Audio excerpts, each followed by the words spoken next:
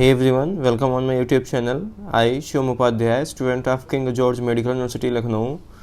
तो अभी मैंने जो इसके पिछला जो वीडियो अपलोड किया था कल, उसको मैंने अपलोड किया था कि जो आपका बायोलॉजी होता है उसमें इंपॉर्टेंट चैप्टर्स और टॉपिक्स जो आपके एग्ज़ाम के पॉइंट ऑफ व्यू से इंपॉर्टेंट थे और आपको इस टाइम पे उनको कैसे स्ट्रेटजी आपको कैसे फॉलो करनी है अपने एग्ज़ाम को लेके, चाहे आप वो एम से पैरामेडिकल या फिर बीएससी नर्सिंग एंट्रेंस एग्ज़ाम की तैयारी कर रहे हो, या फिर आप AVBMU KGMU बीएससी नर्सिंग जो उत्तर प्रदेश का एंट्रेंस एग्ज़ाम होता है आप उसकी तैयारी कर रहे हो, या फिर आप किसी भी का स्टेट का एंट्रेंस बीएससी नर्सिंग या पैरामेडिकल के एग्ज़ाम की तैयारी कर रहे हो, तो आप लोगों के लिए जो वीडियो है काफ़ी ज़्यादा इंपॉर्टेंट होने वाली है। क्योंकि आज के वीडियो में आपको बताऊंगा कि केमिस्ट्री में जो क्लास 11th का जो इंपॉर्टेंट चैप्टर्स हैं और टॉपिक्स, और साथ ही साथ मैं आपको बताऊंगा कि NCERT और जो आज का पूरा कंटेंट होगा NCERT बेस्ड होगा। और मैं आज आपको ये भी बताऊंगा कि NCERT के जो रिड्यूस्ड सिलेबस है क्या है, NCERT के कौन कौन से ऐसे चैप्टर्स हैं केमिस्ट्री के जो क्लास 11 से हटाए गए हैं जो कि आपको नहीं पढ़ना है। तो पूरी आज एक स्ट्रेटजी पे मैं बात करूंगा कैसे कैसे आपको कौन कौन से टॉपिक हर चैप्टर से कवर करने हैं जहां से क्वेश्चंस पूछे गए हैं प्रीवियस ईयर्स में। और अगर आप इतना करके जाते हो तो आई थिंक आप लोग एग्ज़ाम में अच्छा करोगे और आपके जो सिलेक्शन की पॉसिबिलिटीज़ हैं वो ज़्यादा बढ़ जाएंगी। तो अब जो वीडियो है देखो दोनों बच्चों के लिए, जो बच्चे पहले से पढ़े हुए हैं या फिर बच्चे जो अभी रिसेंटली स्टार्ट किए हैं। तो जो बच्चे पहले से पढ़े रखे हैं अपना उनका सिलेबस जो है कंप्लीट है, तो अगर वो उनको करना क्या है कि उनको बस इतना करना है कि इन जो टॉपिक्स मैं आज आपको बताऊंगा उनको अच्छे से पढ़ के जाना है। और जो बच्चे अभी थोड़ा रिसेंटली में स्टार्ट किए उनको क्या करना है कि उनको पूरा जो है हर चैप्टर के सारे टॉपिक्स नहीं पढ़ने हैं क्योंकि अब उनके पास इतना सफिशिएंट टाइम नहीं है। उनको पार्टिकुलर इन टॉपिक्स को करके जाना है जितना मैं आज आपको बता रहा हूँ। अगर आप इतना करके जाओगे तो अच्छे आप अपने एग्ज़ाम में आप अच्छा परफॉर्मेंस दोगे। तो सबसे पहले देखो जो चैप्टर है क्लास 11 में वो है क्या है, some basic concept of chemistry. तो some basic concept of chemistry देखो जो है काफ़ी मतलब बड़ा चैप्टर है, लेकिन आपको इसमें कौन कौन से ऐसे टॉपिक्स हैं जो आपको एग्ज़ाम में करके जाने हैं। तो मैं आज आपको टॉपिक्स बता दे रहा हूँ, बस आप अगर आप उतना पढ़ लोगे तो पूरा जो मतलब मेजर जो इसका पोर्शन है some basic concept of chemistry का वो कवर अप हो जाएगा।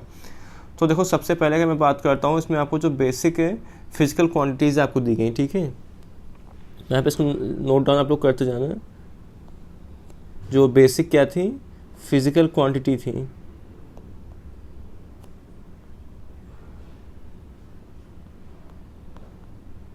जो बेसिक फिजिकल क्वांटिटी क्या और क्या थी, और उनके जो यूनिट्स हैं, ठीक है, एंड यूनिट्स, ठीक है। आपको मतलब जो some basic concept of chemistry और जो पूरा देखो आज मैं बता रहा हूँ उसको आपको इसके लिए आपको NCERT को फॉलो करना पड़ेगा। जो पूरा मतलब मैं इसको आज सिलेबस को बनाया हूँ या फिर जो टॉपिक्स मैं इसमें शॉर्ट आउट किया हूँ हर चैप्टर्स के वो NCERT से हैं। मैं कहीं इसके बाहर से आपको नहीं बता रहा हूँ, पूरा NCERT बेस्ड ही है, ठीक है। तो पहला क्या आपको टॉपिक्स इसमें जो पढ़ना है, बेसिक फिजिकल क्वान्टिटीज़ और उनकी यूनिट्स, ठीक है। इसको आपको सबसे पहले कवर करना है। उसके बाद जो आपको दूसरा टॉपिक कवर करना है टेम्परेचर करना है, ठीक है।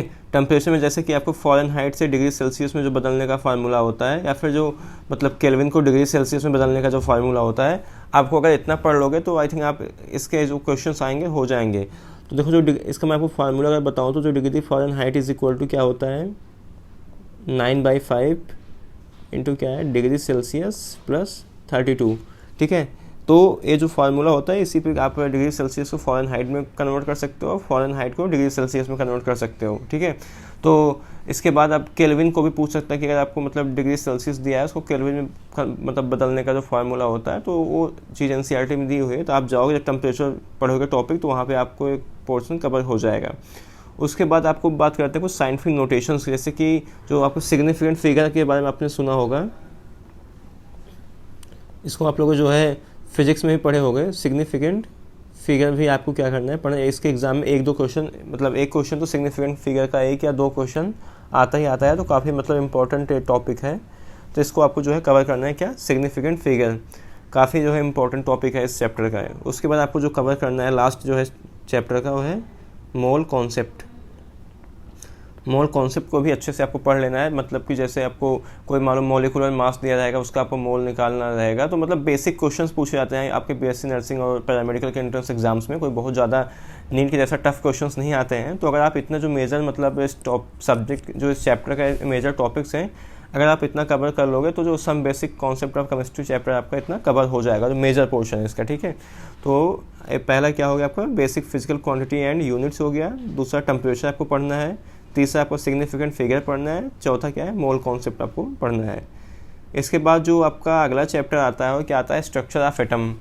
तो स्ट्रक्चर ऑफ एटम में देखो काफ़ी बड़ा चैप्टर है, लेकिन आपको अब मैं इसके जो जो मेजर टॉपिक्स हैं उसको मैं आपको बता रहा हूँ। तो सबसे पहले देखो आपको पढ़ना क्या है, डिस्कवरी ऑफ यहाँ पे इलेक्ट्रॉन, प्रोटॉन, न्यूट्रॉन को पढ़ना है, क्योंकि एग्जाम्स में जो है इनके या तो मतलब आपको इनकी डिस्कवरी पूछेगा, नहीं तो फिर आपको जो दूसरा इसमें पढ़ना है इनका इलेक्ट्रॉन्स, प्रोटॉन, न्यूट्रॉन्स का, इन पे चार्ज कितना होता है और इनका मास कितना होता है। ठीक है, आपको ये दो चीज़ जो है याद रखनी है, इसको आपको रटना ही पड़ेगा, चार्ज और मास इसका। ठीक है, ये चीज़ आप समझ नहीं सकते, इसको आपको याद करना पड़ेगा। तो discovery of electron, proton, neutron पढ़ लेना, उनके चार्ज और मास भी आप लोग क्या पढ़ना, पढ़ लेना। उसके बाद जो आता है क्या आता है, एटॉमिक्स मॉडल। आपको एटॉमिक्स जो है मॉडल को एक बार पढ़ लेना है अच्छे से, क्योंकि यहाँ से जो क्वेश्चन हैं एग्जाम से पूछे जाते हैं। तो आई थिंक अगर आप दो जो टॉपिक्स हैं इसके चैप्टर के, अगर आप इतना कवर कर ले जाओगे तो मेजर जो पोर्शन है इसका आपका जो है इस इतने जो टाइम ड्यूरेशन आपके पास बचा हुआ उतने में कवर हो जाएगा ये। तो इसके बाद जो अब अगला चैप्टर आता है, अगला चैप्टर है classification of element and periodicity in properties. तो आपका चैप्टर 3 है, ये काफ़ी जो है इम्पोर्टेंट चैप्टर है आपके एग्ज़ाम के पॉइंट ऑफ व्यू से, सबसे जो मतलब काफ़ी इम्पोर्टेंट है इसका। उसके बाद तो इसमें अब देखते हैं कौन कौन से ऐसे मतलब टॉपिक्स हैं जो आपको पढ़ना है। तो इसमें जो सबसे पहला देखो टॉपिक्स आपको पढ़ना है वो क्या है, जेनेसिस ऑफ क्लासिफिकेशन। ठीक है, जो आपको पहला टॉपिक पढ़ना है क्या है, जेनेसिस ऑफ क्लासिफिकेशन। उसके बाद आपको क्या पढ़ना है, मॉडर्न पीरियोडिक टेबल। क्या पढ़ना है आपको, मॉडर्न पीरियोडिक टेबल आपको पढ़ लेना है। ठीक है, पहला जो है जेनेसिस ऑफ क्लासिफिकेशन हो गया, दूसरा है मॉडर्न पीरियोडिक टेबल, और उसके बाद जो आता है क्या है, इलेक्ट्रॉनिक कॉन्फ़िगरेशन।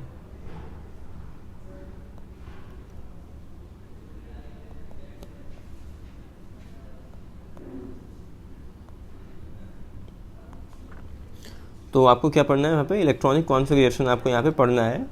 तो अगर और उसके बाद हाँ, अगर मतलब आप इतना जो है major portion I think cover हो गया इस चैप्टर का।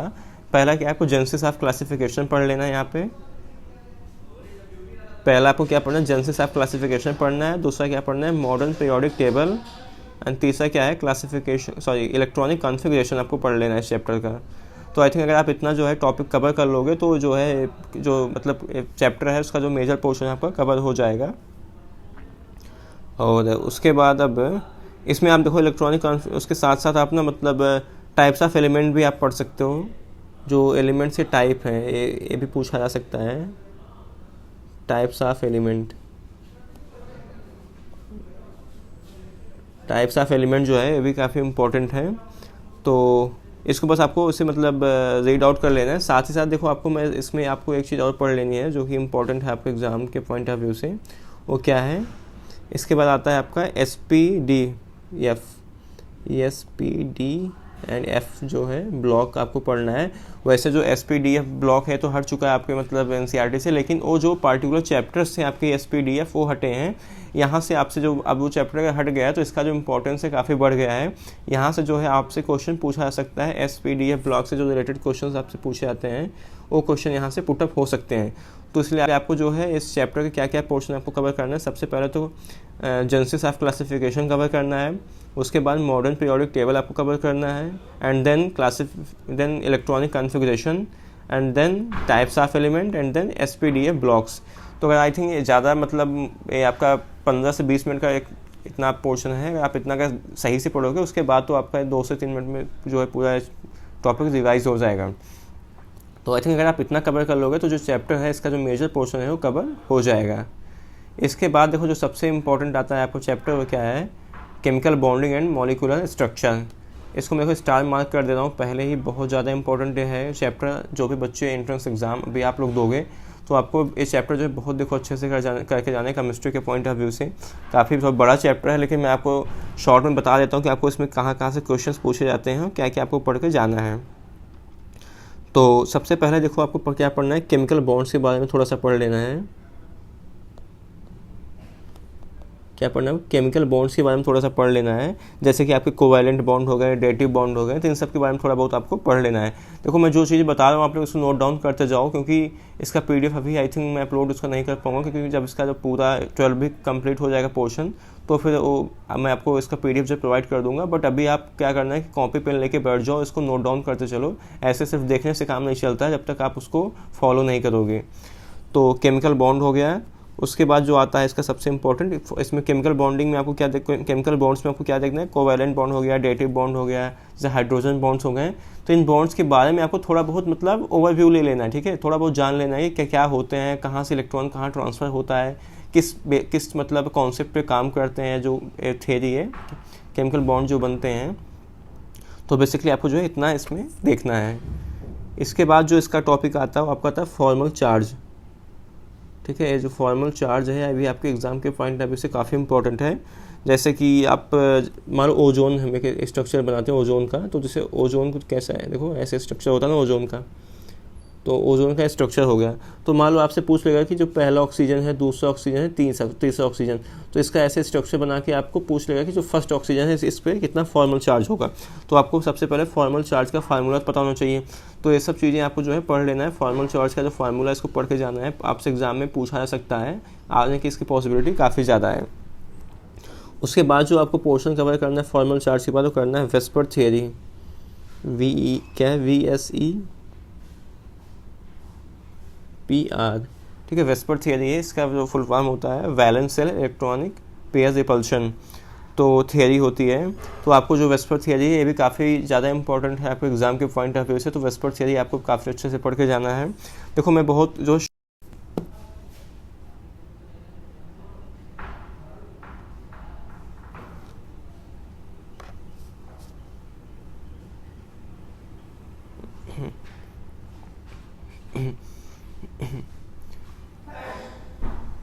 तो देखो जो भी मतलब टॉपिक्स है मैं आपको बहुत शॉर्ट में बता रहा हूँ, क्योंकि चैप्टर काफ़ी बड़ा है, लेकिन इतना जो मतलब जो आपके एग्जाम के पॉइंट ऑफ व्यू से इंपॉर्टेंट है बस आपको उतना ही चीज़ें बता रहा हूँ।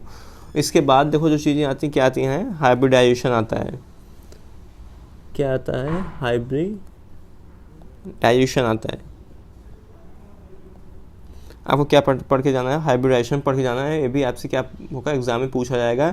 इसके बाद जो इसका सबसे मतलब मोस्ट इंपॉर्टेंट जो टॉपिक आता है क्या आता है, मॉलिक्यूलर ऑर्बिटल थ्योरी, इसे हम लोग MOT के नाम से जानते हैं।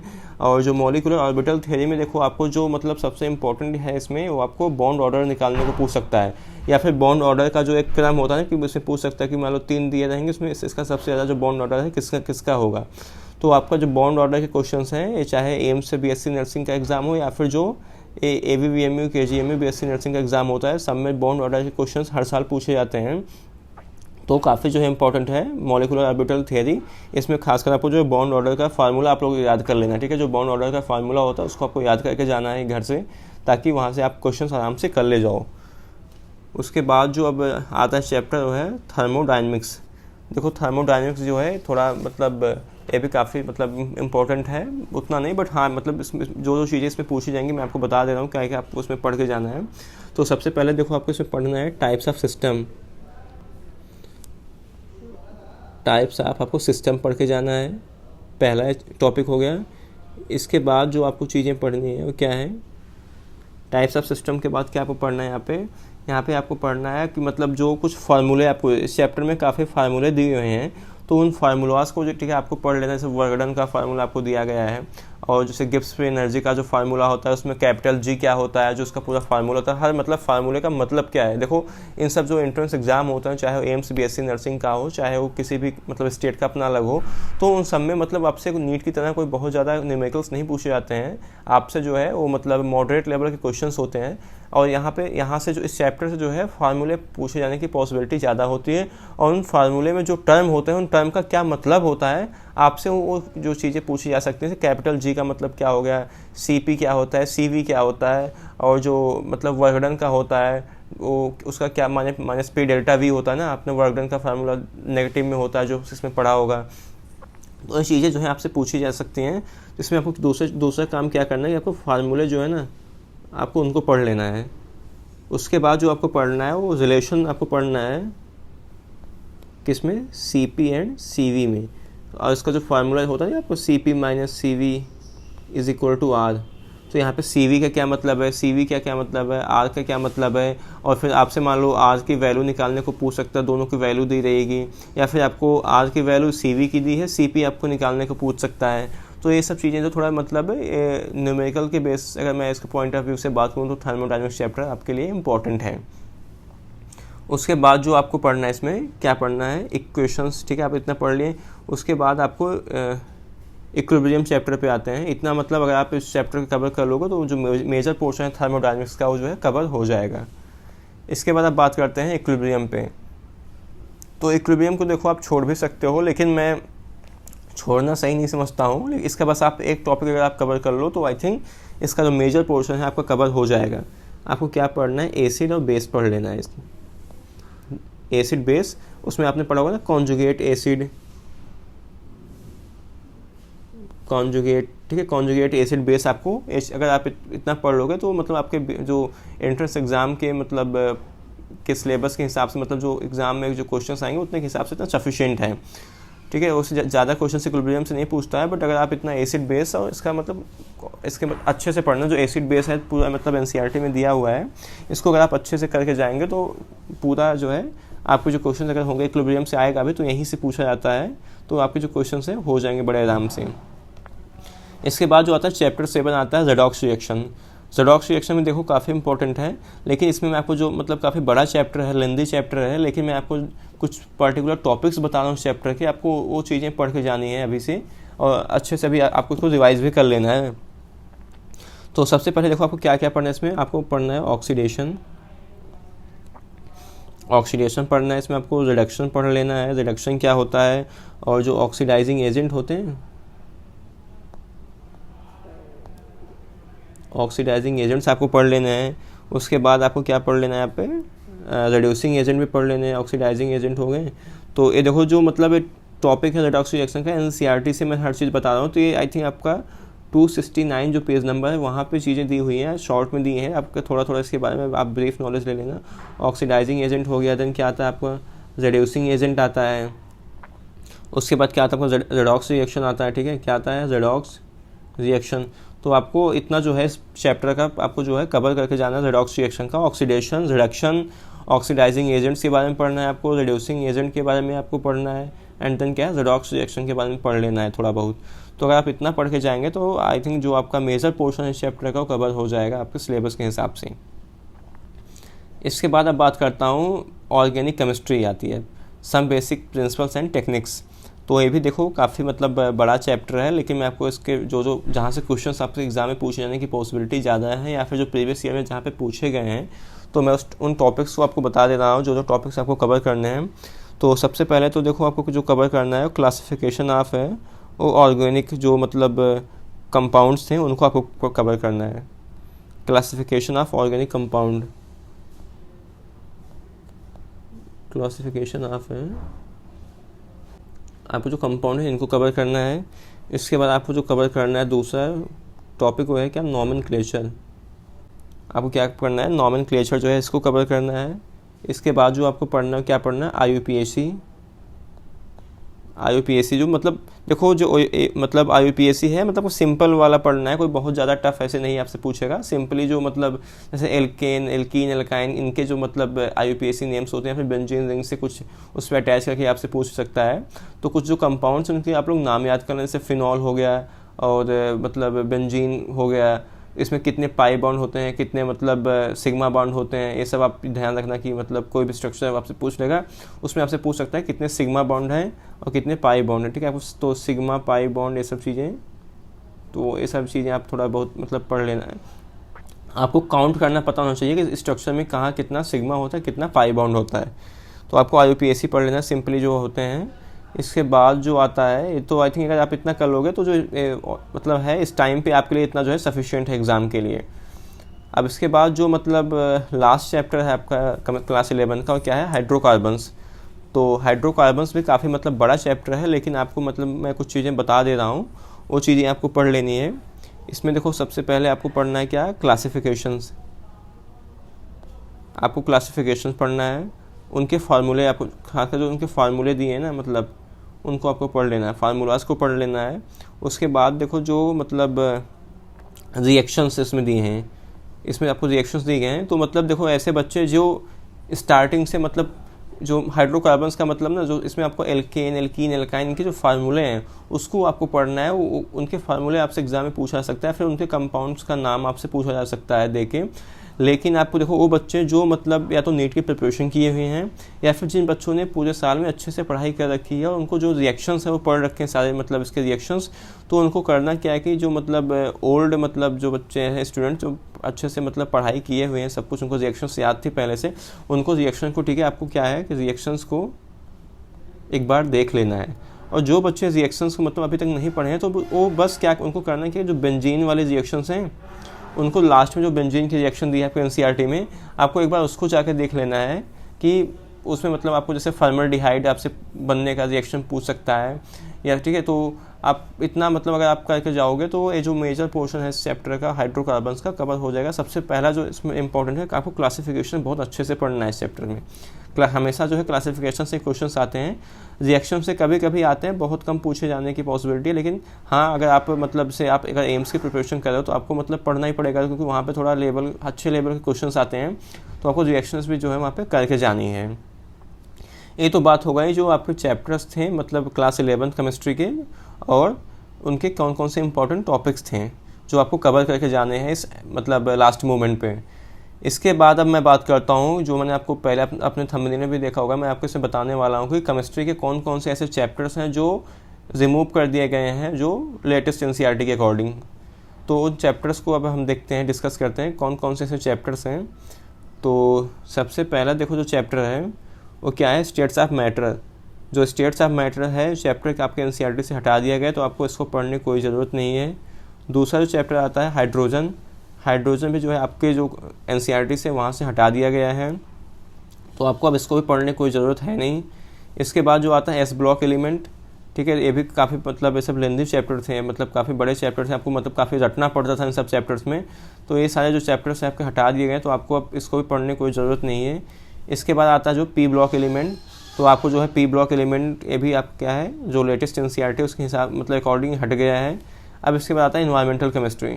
तो इन्वायरमेंटल केमिस्ट्री देखो मतलब वैसे एनसीईआरटी से हट तो गया, लेकिन इससे क्या पता आपसे मतलब एक आध दो क्वेश्चन एग्जाम में पूछ ले एक क्वेश्चन, लेकिन जो लेटेस्ट एनसीईआरटी उसमें क्या है क्वेश्चन हट गए हैं। लेकिन इन्वायरमेंटल केमिस्ट्री का चाहो तो मतलब इसका थोड़ा जो मेजर पोर्शन है इसको आप पढ़ सकते हो, जहाँ से क्वेश्चन प्रीवियस ईयर में पूछे गए हैं। लेकिन ये जो चैप्टर्स हैं क्या हैं, यहाँ पे देखो मैंने लिखा भी है कि the following chapters have been removed from the NCERT class 11 chemistry text book. जो 2023-24 की टेक्स्ट बुक है वहाँ से जो चैप्टर्स हैं आपके एनसीईआरटी के हटा दिए गए हैं, तो इनको आपको जो है नहीं पढ़ के जाना है, नहीं करना है, ठीक है। इनको आपको क्या करना है, इनको आपको नहीं पढ़ के जाना है, आपके एनसीईआरटी से हटा दिए गए हैं। तो आई थिंक आप लोगों को जो है इतना बात समझ में आ गई होगी कौन से आपको चैप्टर्स कवर करने हैं, उनके टॉपिक्स कौन कौन से कवर करने हैं, और कौन कौन से ऐसे चैप्टर्स हैं जो आपके क्लास 11 के एनसीईआरटी से हटा दिए गए हैं। तो देखो जो चीज़ें मैंने आपको बताई इसको अगर आप फॉलो करोगे तो आई थिंक आप अच्छा स्कोर करोगे अपने एग्ज़ाम में। तो आई थिंक अगर आप लोग इतना सही से करके जाओगे अपने एग्ज़ाम तक, तो आप अच्छा जो है अपने एग्ज़ाम में आप बेहतर स्कोर करोगे, बेहतर आप मार्क्स गेन करोगे। तो फिलहाल इस वीडियो में इतना ही, बाकी जो इसका अगला पार्ट है उसको मैं कल लाऊंगा, जो क्लास 12 के बारे में आपको बताऊंगा, क्लास 12 के केमिस्ट्री के टॉपिक्स और चैप्टर्स, और कौन कौन से ऐसे चैप्टर्स हैं जो क्लास 11-12 की केमिस्ट्री से हटा दिए गए हैं। तो कल मैं इसको अच्छे से आपको एक्सप्लेन कर दूंगा, ठीक है। तो आज की वीडियो में फिलहाल इतना ही, बाकी अगर आपको वीडियो पसंद आए तो वीडियो को लाइक कर देना और चैनल के सपोर्ट में चैनल को सब्सक्राइब कर देना। Thank you so much watching for this video.